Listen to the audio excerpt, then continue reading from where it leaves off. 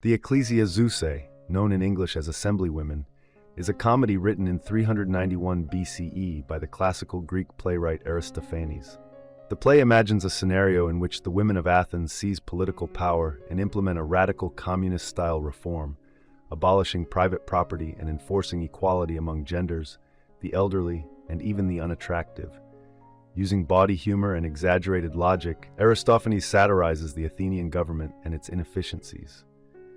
The story opens just before dawn with Praxagora, an Athenian woman, emerging from a house dressed in men's clothing, a beard, cloak, cane, and lantern. She is soon joined by a chorus of similarly disguised Athenian women, who have gone so far as to tan their skin and stop shaving to appear more convincingly masculine. When one woman brings a basket of yarn, Praxagora scolds her, warning it could blow their cover. As tension builds, the women rehearse how to speak like men before the Athenian assembly, making mistakes such as swearing by female deities like Persephone and Demeter instead of male ones like Apollo. They also gripe about their itchy clothes and thirst. Praxagora eventually declares that she alone will address the assembly. She prepares a fiery speech condemning Athens' male leaders for corruption, warmongering, and selfishness. She argues that women, as natural managers of the household, are better suited to govern. They are more industrious, tradition-bound, and focused on stability. Under female rule, she promises, the government will better care for soldiers' basic needs, including food and wages. The chorus is inspired by her plan and rushes off to blend in with the male assembly and secure their share of the new benefits. Back at home, Praxagora's husband, Blepyrus, stumbles out of the house wearing her slippers and night clothes. Constipated and disoriented in the dark, he squats in the street.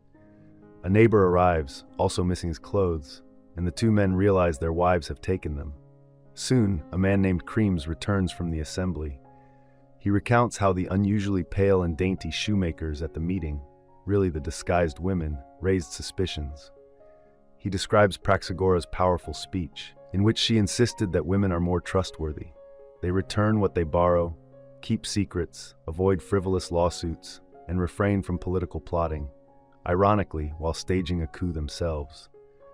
Blepyrus agrees with all of Praxagora's points. The men admit it's nice to sleep in, but complain they now must have sex in order to earn their breakfast.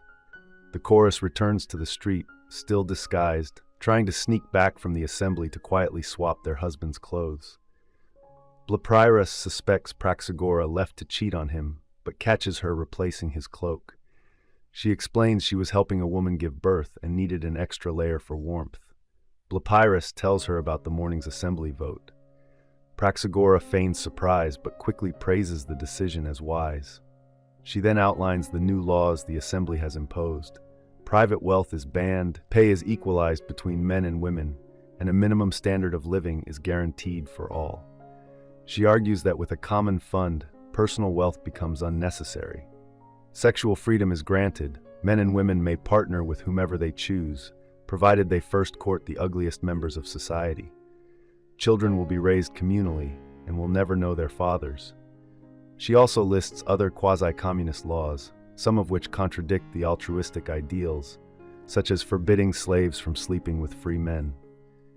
In the next scene, Blepyrus's neighbor places his belongings outside his home to contribute to the common fund. The selfish man appears and scolds him for obeying the new laws, predicting the system will fail. He insists he will only comply if everyone else does first. The town herald then arrives, announcing a grand feast for the city. The selfish man wants to attend, but his neighbor points out he's disqualified for refusing to contribute to the common fund financing the event. Undeterred, the selfish man secretly resolves to attend the feast without paying. Following that, a young woman awaits her lover, Epigenes, and encounters an old woman searching for a date.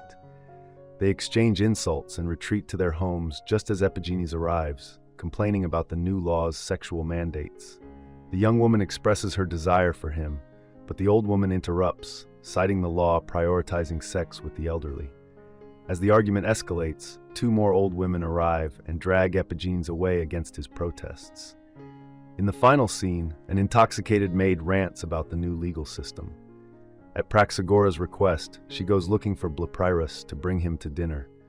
Blepyrus appears, leaning on two young women, and they all head to the feast together, while the chorus sings in praise. Through satire, the Ecclesiazusae critiques the illogical patriarchal structures governing Athens by imagining a women-led government and the potential improvements it could bring. Yet, the system remains chaotic and far from utopian. Aristophanes suggests that power struggles inevitably arise in any society, no matter how idealistic its laws. Nevertheless, the play ultimately champions laws based on equal rights as the best path towards social justice and the happiness of citizens. Thank you for watching. If you enjoy this video, leave a like and subscribe.